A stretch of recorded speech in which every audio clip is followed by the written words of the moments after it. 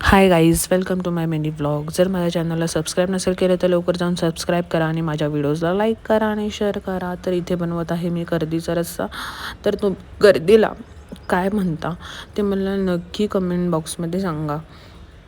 तर इथे मी स्टार्टिंगमध्ये घेतलेला आहे 1 कांदा आणि 1 टोमॅटो. सो 1 कांदा आणि टोमॅटोमधला आपण अर्धा अर्धा करणार आहोत आणि एकाला बारीक पेस्ट करणार आहोत आणि एक बारीक कापून घेणार आहोत. तर आपण इथे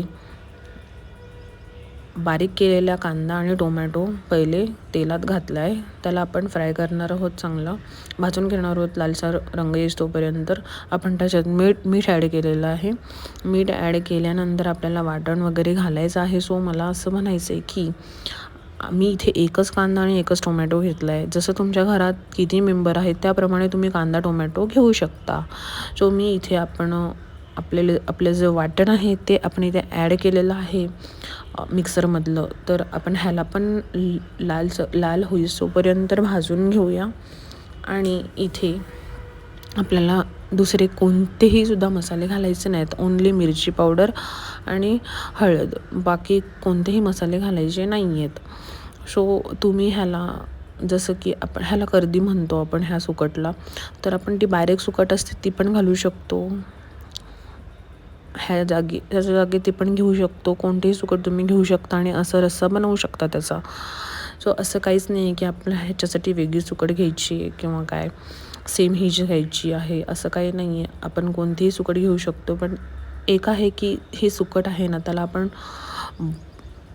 3 वेळा चांगलं गरम पाण्याने धुवायचं आहे. म्हणजे कोमट पाणी नाही, कोमटपेक्षा जास्त गरम करायचं आहे आणि त्याच्यामध्ये धुवून घ्यायचं आहे त्याला 3 वेळा.